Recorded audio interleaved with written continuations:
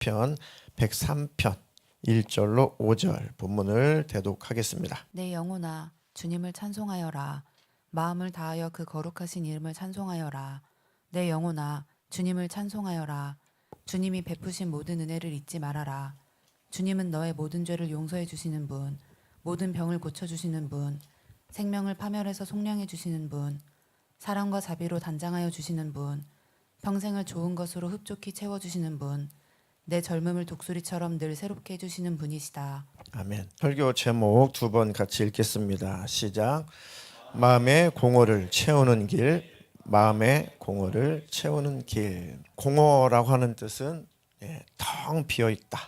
아무것도 없는 상태가 텅 비어 있는 상태입니다. 공허란 뜻이죠.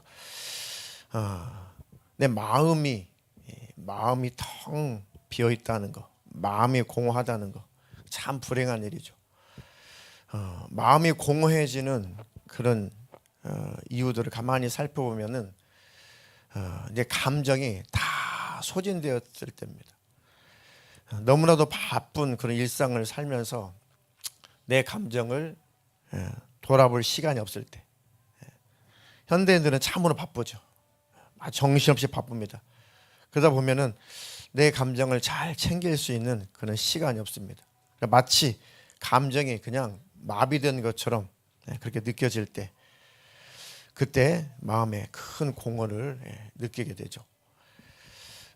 그리고 두 번째는 어떤 외적인 그런 목표에 집중할 때, 어떤 외적인 목표에 아주 그걸 이루어보려고 집중할 때, 뭐 성공, 뭐 돈, 뭐 사회적인 인정, 이렇게 어떤 외부적인 그런 목표를 이루는 데만 집중할 때 정작 자기 자신의 마음을 돌아오지 못하게 됩니다. 다 사람들이 그렇게 착각하며 살아가요. 그거면 될 것 같아요. 성공이면 될 것 같고, 돈이면 될 것 같고, 사회적 그리고 인정을 받으면, 그런 외부적인 목표를 달성하면 될 것 같은데 결국은 자기 마음이 채워지지 않는 것 보고 당황하기도 하죠. 그런데 여전히 하나님이 없는 사람들은 여전히 속아서 계속 외적인 목표만 집중하며 삶을 살아갑니다. 더 공허하죠. 더 공허합니다.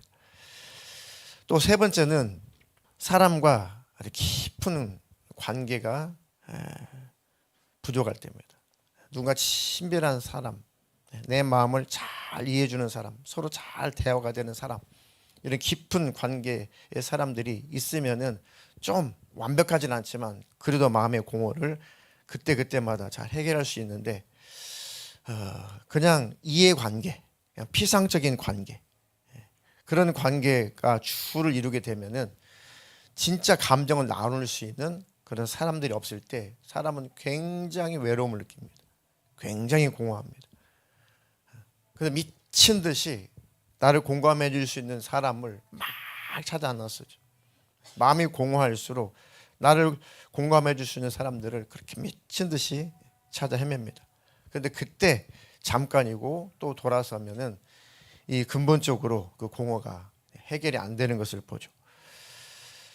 또 한 가지는, 네 번째가 의미 없는 생활이 계속 반복될 때, 의미 없는 일상이 계속 반복이 될 때, 매일 똑같은 스케줄, 매일 똑같은 그 루틴을 계속 반복하며 살 때, 이게 맞나? 이게 사는 게 맞나? 이렇게 재미가 없지? 그러면서 의문이 들면서 마음에 공허가 찾아오죠. 그리고 또 한 가지 더 들면은 내 마음에, 내 내면에 깊은 상처, 치유되지 않은 상처, 그리고 너무나도 낮은 자존감. 이 부분은 누구나 다 있는데 이게 좀 심각할수록 굉장히 공허감을 많이 느낀다는 거죠. 내면의 상처, 또 지나치게 낮은 자존감, 과거의 상처가 치유되지 않았거나 자기 자신을 스스로 막 사랑해주지 못할 때, 자기 자존감이 낮으면 그렇죠. 그때는 굉장한 공허감을 느낍니다. 그래서 이런 공허감 때문에 사람들은 막 미친 듯이 뭔가를 찾아 헤매죠. 돈이고 성공이고 사랑하는 사람이고 누군가 대화할 사람이고 늘 세상의 것을 향해서 막 그 공허함을 채워보려고 몸부림을 치는데 신기루와 같죠. 무지개와 같습니다. 뜬구름이죠. 잡을 수가 없습니다. 우리의 공허를 채워주시는 분은 하나님이신데 그 하나님을 잡으려고 하지 않는 것이 참 안타까운 현실입니다.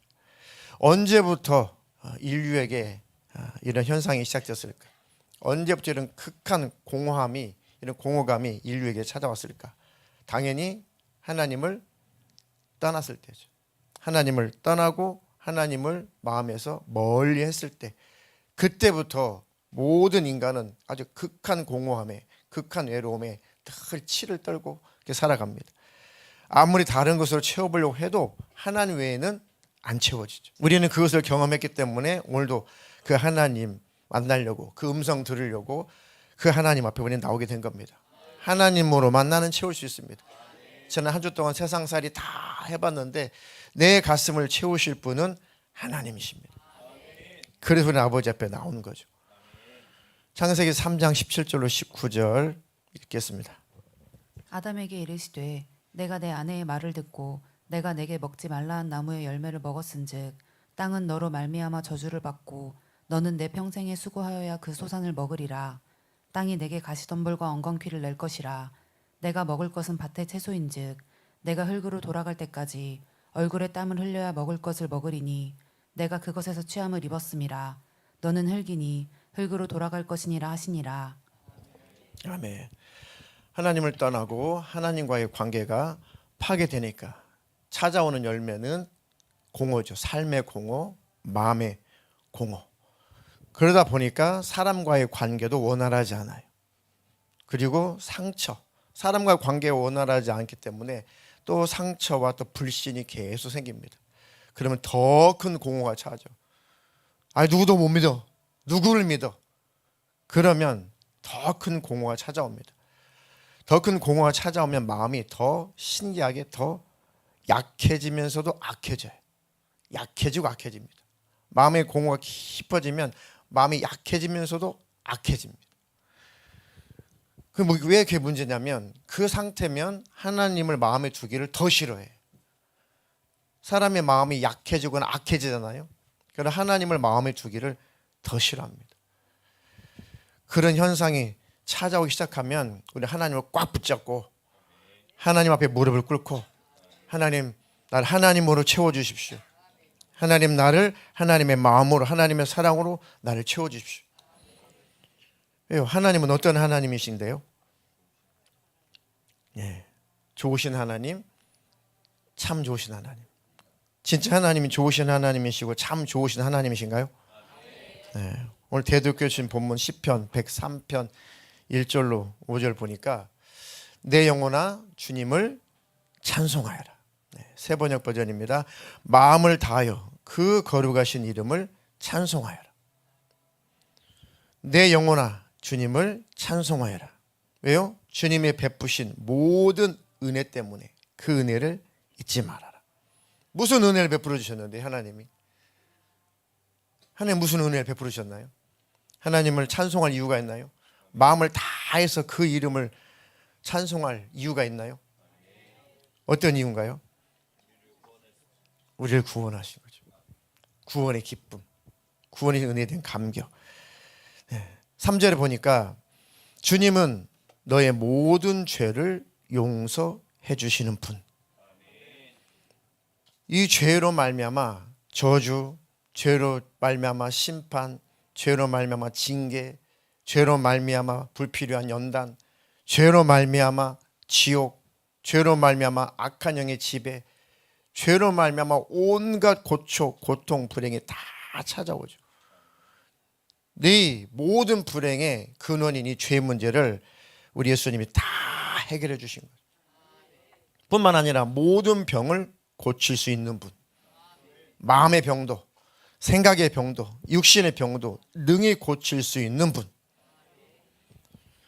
생명을 파멸해서 속량해 주시는 분, 내 영혼의 생명이 파멸의 지옥으로 들어갈 수밖에 없는 상황에서 우리를 속량해 주시는 분, 죄의 문제를 해결하시는 분, 거기다가 사랑과 자비로 우리에게 면류관을 씌워주시는 분, 사랑과 자비를 베풀어서 우리를 잘 영적으로 단장해 주시는 분, 평생을 좋은 곳으로 흡족히 채워주시는 분, 너의 젊음을 독수리처럼 늘 새롭게 해주시는 분, 이 하나님을 마음껏 누리는 것이 하나님의 뜻입니다. 하나님은 하나님을 누리기를 원하셔요. 하나님의 은혜, 사랑, 하나님 베풀어 주신 그 복을 하나님은 마음껏 누리기를 원하시죠. 그 하나님 앞에 가까이 가는 것을 즐겨 하십시오. 하나님 이런 좋은 하나님이시다. 네. 그 예수님의 순환, 네. 그 패션 오브 크라이스트 보셨나요? 영화? 네. 안 보신 분은 꼭 한번 보세요. 자막 수정을 성경 구절을 많이 넣어서 자막 수정을 나름 잘 했더라고요. 여러 번 봤는데도 참 예수님의 순환에 대해서 이만큼 잘 묘사하고 이만큼 잘 표현한 참 영화는 아직까지 못 본 것 같아요. 누가 만들었냐 뭐 그거 다 떠나서 일단 그 영화의 그 영상의 내용만 볼 때 참 표현을 참 잘했구나 그런 생각이 듭니다. 근데 저는 어떤 부분에서 참 이렇게 마음에 탁 다가왔냐면은 어떤 깨달음이 있었냐면은 이제 예수님이 온 몸이 막 채찍에 맞아서 막 갈기갈기 찢어지죠. 그리고 가시면류관을 쓰시고 아주 고통 가운데 신음하고 있습니다. 근데 빌라도가 자기 아내도 그렇고 자기 마음도 그렇고 그 예수님을 죽이자니 이 예수를 참 사형시키자니 도무지 양심에도 거리끼고 도무지 이거 마음이 내키질 않는 거죠. 그러니까 어떻게 하면 예수를 풀어줄까? 해가지고 하여튼 거반 죽을 만큼 야 죽이지는 마라. 절대 죽이지는 말고 그냥 아주 매를 쳐라. 근데 매를 치는 정도가 아니라 온 몸이 아주 갈기갈기 찢어지죠. 죽이지 마라고 했는데 이제 악한 영의 지배를 받은 로마 병사들이 아주 죽으라고 때리죠. 살갗이 다 파일 때까지 만신창이 되죠. 그러니까 빌라도의 그 전령이 막 쫓아와가지고 깜짝 놀라죠. 누가 죽이라고 그랬냐? 누가 죽이도록 패라고 그랬냐? 말려가지고 그나마 거기서 멈추게 되죠. 그리고 빌라도가 이제 부르죠. 예수를 데려와라. 보니까 처참해요. 쳐다보기도 너무 참혹하죠. 쳐다보기도 민망해요. 얼마나 몰골이 흉측한지. 그러면서 이 정도 됐으면은 저 군중들이 좀 만족하겠지. 이 정도 됐으면 저 군중들이 이제 좀 잠잠하겠지. 좀 만족하겠지. 하면서 빌라도가 예수를 군중 앞에 딱 보입니다. 봐라. 충분하지 않냐. 그 한 장면만 볼 수 있을까요? 자, 이 정도로 아주 고문을 했으니 이 정도면 충분하지 않냐. 그러니까 군중들도 너무 예수의 모습이 너무 참혹해가지고 고개를 돌리죠. 그런데도 외치는 소리가 있어요. 너무 참혹해서 민망해하면서도 외치는 소리가 뭐예요? 십자가에 못 박아 죽여. 십자가에 못 박아라. 죽여라. 없애버려라. 많이 본 장면인데 저는 거기서 이렇게 딱 와닿는 게 한 가지 있었습니다. 그게 뭐냐면 저 정도 예수님이 고난을 당했다면 내 죄의 문제도 다 해결되지 않았을까? 저 정도 고초를 당했다면, 하나님의 아들이 저 정도 고초를 당했다면, 저 정도의 분량이면 내 죄도 다 사함받을 수 있지 않았을까? 그러는데 군중이 죽여라, 십자가에 못 박아라. 그 소리를 듣고 빌라도가 결국은 내어주죠. 예수님은 십자가에 매달려 죽음을 맛봅니다. 뭘 느꼈냐면 예수님이 저렇게 참혹하게 고난과 고초를 당해도 저것도 엄청난 수모고 엄청난 고통인데 저 정도 가지고는 내 죄가 사해지지 않는구나. 저 정도 가지고는 내 죄의 문제가 해결이 안 되는구나. 죄라는 것은 그런 거구나. 죄는 이렇게 무서운 거구나. 죄는 하나님 앞에 절대 용납이, 어떤 것도 용납이 안 되는 거구나. 죄의 삭은 어떤 죄든지 사망이구나. 그러니까 저 정도 됐으면 됐다, 그만이다, 모든 인류의 죄 다 해결됐다 할 만도 한데 안 되는 거예요.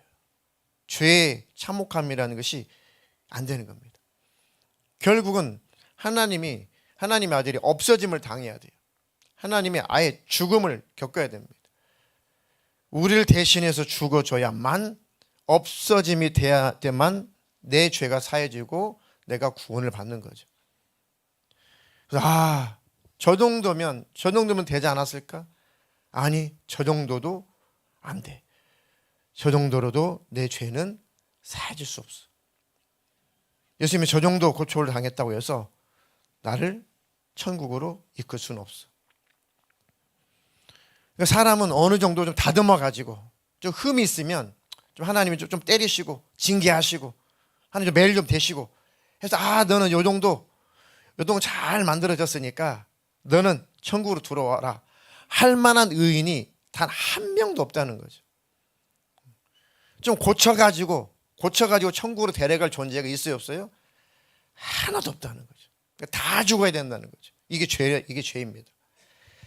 그 참혹한 죄를, 그 죄의 문제를 하나님이 친히 오셔서 다 해결해 주셨다는 거죠. 우리의 모든 죄를 용서해 주신 분, 모든 병을 고쳐주시는 분, 생각과 마음의 병, 생각의 병, 인생의 병을 다 해결해 주시는 분, 생명을 파멸해서 건져주시는 분, 오히려 사랑과 자비로 단장해 주시는 분, 그 예수로만, 그 하나님으로만 우리의 공허한 가슴은 채워줄 수 있다는 것입니다. 아멘이십니까? 네. 성경에 보면은 성경 인물 중에 레아라고 하는 인물이 있습니다. 레아는 누구의 아내였죠? 야곱의 아내. 몇 번째 아내죠? 첫 번째 아내. 네. 야곱의 이름의 뜻이 뭐죠? 사기꾼. 네. 꾀가 많은 자, 사기꾼이라는 뜻입니다. 사기를 쳐서 장자권을 받아가지고 이제 자기 꾀로, 자기 사기성으로 성공해보려고, 출세해보려고, 큰 거부가 돼보려고 이렇게 복이 무엇인지도 모르고 이렇게 도망 나오죠. 형에게 쫓겨가지고 어디로 가요? 네, 외삼촌. 그 외삼촌의 이름이 라반이죠. 네. 자, 라반의 집으로 들어가기 전에 이제 그 근처에 왔는데, 라반의 집 근처에 왔는데 딱 우물가에 앉아 있는데 누가 쫙 양을 몰고 가요? 라헬. 네, 라헬은 몇째 딸이에요? 네, 그 외삼촌 라반의 둘째 딸입니다. 그 라헬이 양떼를 몰고 쫙 오는데 순간 이 야곱이 어땠어요? 반했어요? 서집사님도 그렇게 반하셨나요? 네. 그냥 라헬을 보는 순간 그냥 얼마나 알이 닦고, 얼마나 몸매도 대단하고, 얼마나 씩씩하고, 얼마나 매력적이고, 양을 쫙 끌고 오는 모습이 또 얼마나 또 카리스마가 있고, 얼마나 이게 좋았는지, 저 여자하고 같이 살면은 진짜 인생 잘 되겠다 싶어가지고 한눈에 뿅 방했단 말이에요. 뿅, 눈깔이 튀어나올 만큼. 그래가지고 그 집으로 들어가죠. 가만히 그 외삼촌 이 라반이 보니까 선수가 지금 선수를 만난 거예요.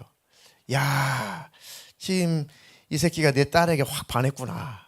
요거 잘 활용하면 되겠다.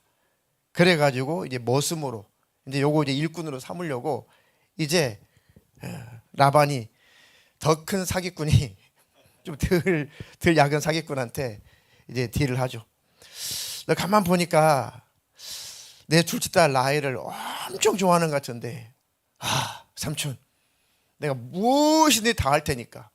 그때 당시에는 여자를 데려오려면은 집찬금이 있어야 돼요. 어떤 뭐 가축을 많이 준다든지 하여튼 돈을 많이 준다든지 무슨 폐물을 많이 준다든지 여자 데려오려면은 이 돈이 있어야 돼요. 재물이 있어야 되거든요. 아무것도 가진 거 없지만 하여튼 외삼촌 하라는 대로 할 테니까 나이를 내게 주십시오. 그럴 줄 알았죠. 외삼촌은. 그래가지고 어떻게 딜을 해요? 어떤 조건을 걸죠? 7년 동안 내 집에서 일해라. 무급으로. 그러니까 이 야고비가 그 꾀에 넘어가죠. 이 사기꾼도 사기를 당하죠. 선수가 선수를 만난 거라니까요. 예삼촌인데 설마 거짓말 하겠냐. 좋습니다. 그래가지고 라헬에게 얼마나 반했던지 7년 동안 불평 불만 없이 싹도 안 받고 열심히 밥만 먹고 일해줍니다. 참 대단한 야곱이. 윤기 주사도 그랬죠. 첫눈에 반해버렸죠. 그래가지고 7년이 그냥 며칠같이 손살같이 지나갔습니다. 그래가지고 다 때가 졌어요. 한 달 남았다. 이제는 내일이면 끝난다. 다 7년 다 채워졌다. 삼촌한테 가죠. 삼촌이 뭐라고 그래요? 벌써 야곱은 자기 아내라고 표현해요. 내 아내를 주십시오. 그러니까 이미 자기는 자기 아내인 거예요. 마음속에. 결혼식도 안 해놓고 내 아내를 주십시오. 그래서 라반이가 가만히 쳐다보면서 속으로 막 비웃죠. 그럼 줘야지. 약속 지킨다니까. 그래가지고 혼인잔치를 벌입니다. 먹어라 마셔라 부어라 시컷 취하죠. 그리고 나서 이제 혼인식이 끝나고 야곱이가 신혼방으로 쫙 들어갑니다. 신부가 어두컴컴한 신부가 딱 준비를 하고 있죠. 그 첫날 밤을 딱 지나고 나서 눈을 딱 떴습니다. 야곱이가 어떻게 반응해요? 표현이 너무 좀 약하신데요. 헉, 헉. 엄청난 뭐라고 표현할까요?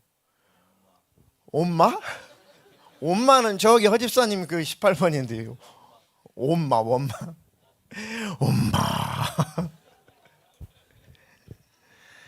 얼마나 감정이 미묘할까요? 얼마나 감정이 미묘하겠냐고요. 아니 좀 야곱이가 레아를 그래도 라헬만큼은 아니지만 그래도 어느 정도 마음에 들어 했으면은 좀 덜할 텐데 전혀 아니올시다. 성경에 보니까. 자, 라헬은 성경에 기록된 대로 막 알이 닦고 몸매도 예쁘고 아주 씩씩하고 말도 잘하고 눈도 막 살아있고. 눈 누구처럼 살아있을까요? 나 눈매가 살아있다. 내 눈매 보면 모든 남자가 다 빠진다. 내가 눈길 한번 주면 모든 남자가 내게 온다. 라헬은 그런 눈빛을 가졌어요. 유혹하는 눈빛. 근데 그러니까 솔직히 여자가 꼬셔서 넘어가는 거 아니겠어요? 그렇죠?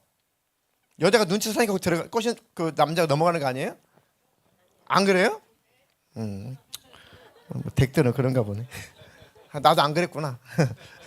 여하튼 레아는 성경에 보니까 다른 묘사가 없어요. 근데 한 가지 묘사가 있습니다. 그냥 뭐라고 좀 안 좋게 표현할 수가 없으니 시력이 약하다라고 이렇게 표현해놨어요. 딱 한마디. 근데 원어를 제가 찾아보고 또 연구를 해보니까 시력이 약하다라고 하는 표현이 눈매가 선하다, 눈매가 부드럽다, 사기성이 없다 그런 뜻이. 그리고 눈꼬리를 치지 않는다, 얕지 않았다 그런 뜻이에요. 그런 뜻. 그리고 성경 보니까 말도 못하고 내성적이에요. 그러니까 야곱이 사기꾼이 그런 여자에게 매력을 느끼지 못하고 이 라헬에게 매력을 느끼죠. 그러니까 전혀 눈길 하나 안 줍니다. 오직 오매불망. 야곱은 누구예요? 라헬이에요. 라헬. 근데 레아는 또 얼마나 기구하냐면 뻔히 알아요. 자기 안 좋아하는 거. 그런데 레아가 너무 착하고 너무 순진해. 너무 심한 표현으로 너무 맹해. 그러니까 아버지한테도 당해요. 아버지한테도 상처를 받아요. 뭐냐면 아버지가 라헬을 먼저 주게 되면 야곱이는 목표를 달성했으니 갈 거 아니냐고요. 떠날 거 아니냐고요. 근데 이놈이 일을 너무 잘해. 여자에 미쳐가지고 일을 너무 잘해. 그래가지고 아버지가 레아를 막 설득을 한 거죠. 야, 뭐 그럴싸해요. 야, 어떻게 언니인데 네가 시집을 먼저 가고 그 다음에 동생이 시집을 가야지. 그런 법은 없다. 그렇지 않니? 그렇지 않니? 그래도 야곱 씨는 저를 전혀 눈길 하나 안 주는데, 아, 그건 내가 알아서 할 테니까 넌 아빠가 시킨 대로 해. 네, 알았어요. 아니 조금만 자존심 있어도 아빠가 시킨다고, 아버지 시킨다고 신혼방 혼자 들어가요? 뻔한데 두통나 못하려 가려고. 근데 레아는 마음속으로 라헬을, 여동생을 너무너무 부러워했어요. 그리고 야곱이를 너무 흠모했어요. 그래가지고 아빠가 비록 그게 사기를 쳤지만, 자기를 이용했지만, 그래도 혹시라도 그 남자가 나를 받아줄 수 있지 않을까? 뭐 두 가지였겠죠. 좀 추론해보면. 그래가지고 레아가 신혼방에 들어가죠. 그런데 딱 아침에 깨어났는데 야곱의 반응을 본 레아는 어떻게 했냐고요. 야곱의 반응, 막 도망 나갔어요. 그 도망 나간 그 남자의 뒷모습을 바라보고 레아의 가슴은 어떻겠냐는 거죠. 여러분 여자 성도님들 한번 생각을 해봐요. 그래도 마음이 흠모했는데, 성에 보면 나와요. 얼마나 흠모했는지 야곱을. 혹시나 했는데 역시나구나. 그러고 나서 삼촌한테 가서 막 항의를 하죠. 막 따지죠. 뭐라고 항의를 해요? 뭐라고 따져요? 예? 아, 이럴 수가 있습니까? 삼촌 어떻게 이럴 수가 있습니까? 그런데 삼촌은 벌써 다 계산하고 있죠. 다 생각하죠. 야, 우리 지방에서는 여동생보다도, 아니, 언니보다도 여동생이 먼저 시집가는 그런 문화가 아니야. 그런 동네가 아니야. 그래가지고 또 사기를 치죠. 일주일만 잘, 레아를 위해서, 큰딸을 위해서 일주일만 잘 지나가면 내가 라헬도 마저 아내로 줄게. 일주일 후에 혼인식을 2번 한 기구한 인생인 거죠. 일주일 후에 또 혼인식을 또 합니다. 그래가지고 그 외삼촌이 약속을 하죠. 대신에 7년 동안 또 무급으로 일해라. 일주일 있다 줄게. 결혼식 한 번 더 하면 되지 뭐. 이게 외삼촌이, 이게 인간이 말종 아니야 이거? 그래가지고 일주일에 결혼식을 또 하고 이제 또 7년 동안 열심히 또 일을 하죠. 근데 그것을 가만히 바라본 그 레아의 마음은 어떻겠어요? 자기 결혼식 했어요. 일주일 있다가 여동생이 자기가 흠모하는 남자를 만나서 또 결혼식을 해요. 그리고 늘 야곱은 라헬하고 죽고 못 살아요. 늘 희덕거리고 레아 눈앞에서 보이는 그 광경은 여자로서는 도무지 참을 수 없는 광경. 그래서 레아의 그 내성적인 레아는 마음이 탁 막 불이 타요. 어떻게 하면 저 남편의 마음이 내게 올 수 있을까? 어떻게 하면 저 남편이 내게 올 수 있을까? 저 남편이 내게 왔으면 좋겠다. 아버지도 나를 버리고 나를 팔아먹고, 이 상처, 고통.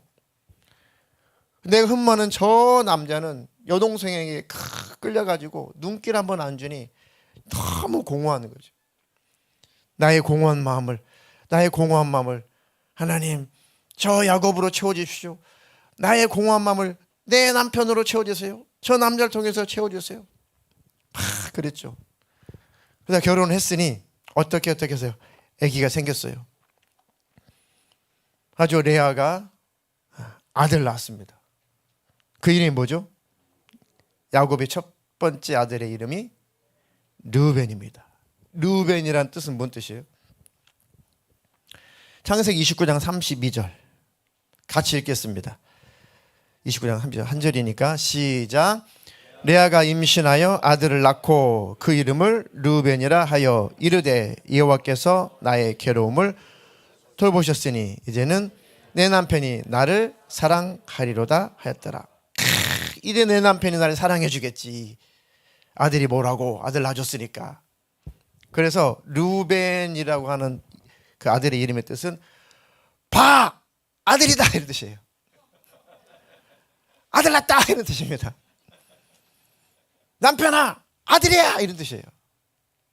보라 아들이다. 드디어 이제 이 남자가 나한테 마음을 주겠지. 근데 성경 보니까 전혀 관심 없어요. 전혀 관심 없어요. 그래가지고 또 내성적인 레아가 얼마나 밤새도록 울며 불며 하나님께 매달렸을까요? 하나님, 나의 공허함을 채워주십시오. 나의 공허함을 채워주십시오. 저 남편의 마음이 내게 돌아오게 해주십시오. 돌아오게 해주십시오. 라고 막 간구를 또 하고 또 하죠. 그래가지고 또 하나님이 태를 열어줘가지고 또 두 번째 아들을 낳았습니다. 두 번째 아들. 그 이름이 뭐죠?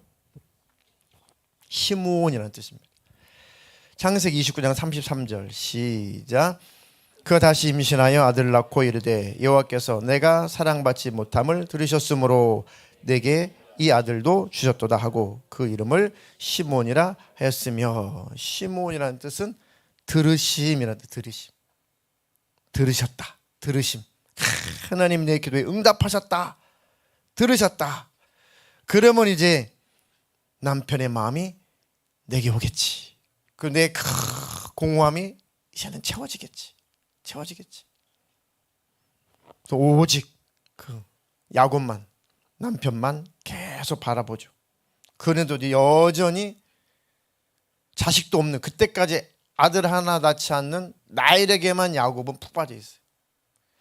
그 사극 같은 거 보면 조선왕조 그 사극 같은 거 보면은 뭐 그 뭐죠? 뭐 그런 장면도 있는데 여하튼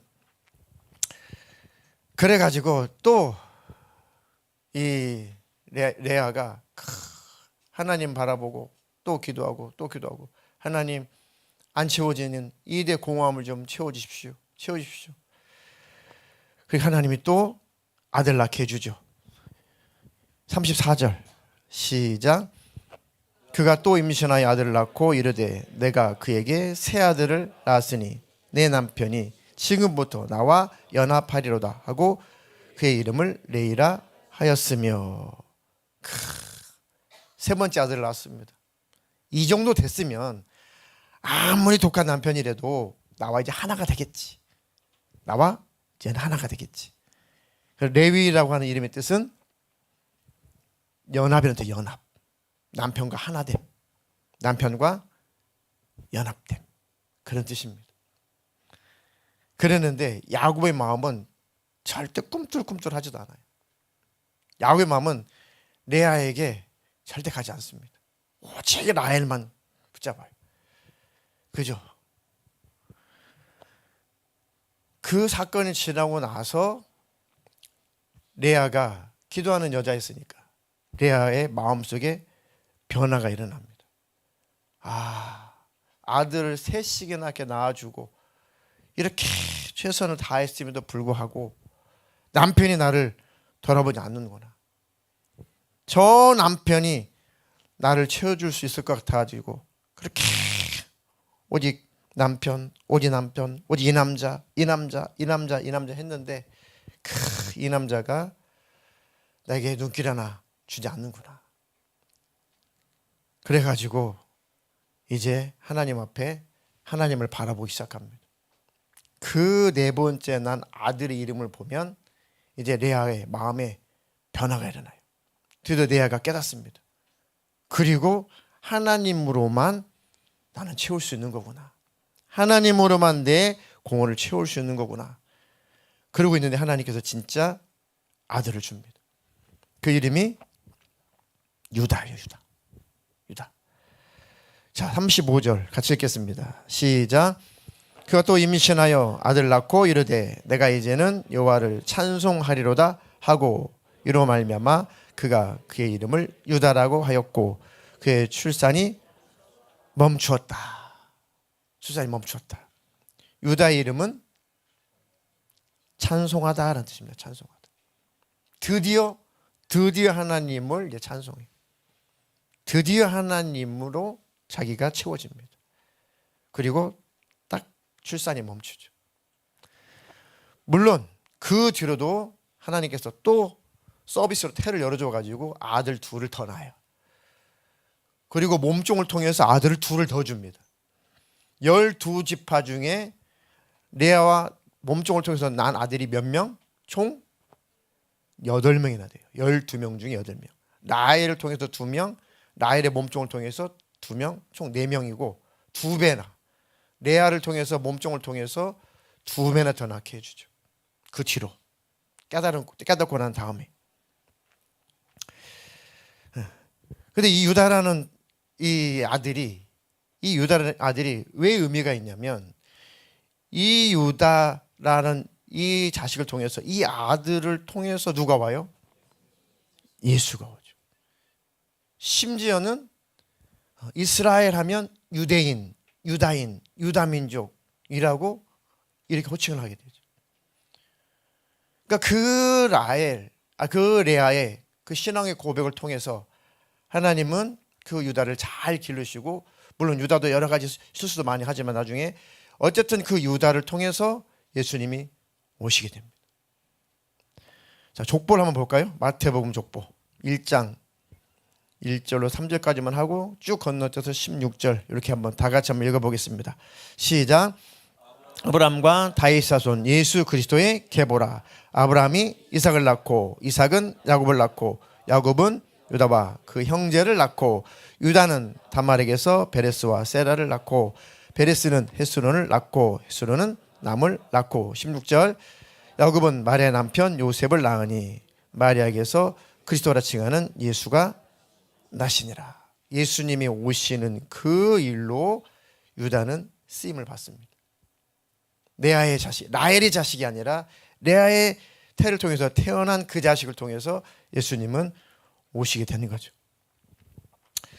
그러니까 레아가 세상으로, 남자로, 다른 것으로 자기의 공허함을 채워보려고 그 상처를 해결해 보려고 몸부림을 쳤는데 하나님은 아니야. 그리고 나서 하나님 앞에 무릎을 꿇죠. 그렇구나. 오직 지금까지 세 아들을 주신 분도 하나님, 오직 내 마음을 만족해 하시는 분은 하나님이시지 라고 딱 내려놓고 자식을 낳은 다음에 그 이름을 찬송합니다. 찬송함, 감사합니다. 유다라고 이름을 짓죠.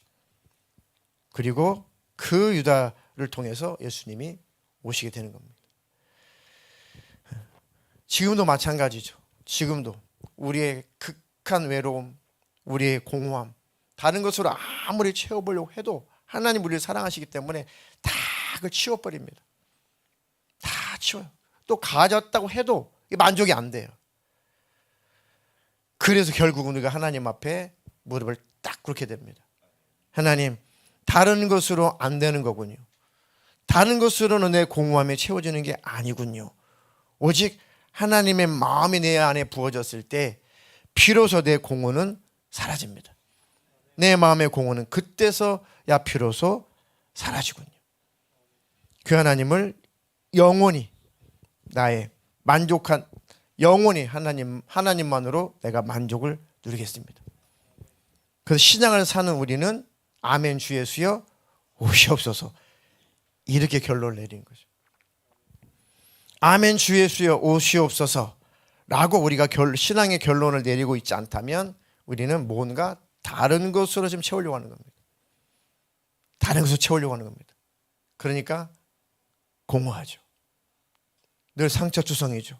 늘 외롭죠. 근데 하나님이 다 가로막습니다. 다른 것으로 안 돼. 다른 것으로 채워지지 않아. 하나님은 나로만 너는 채워줄 수가 있다.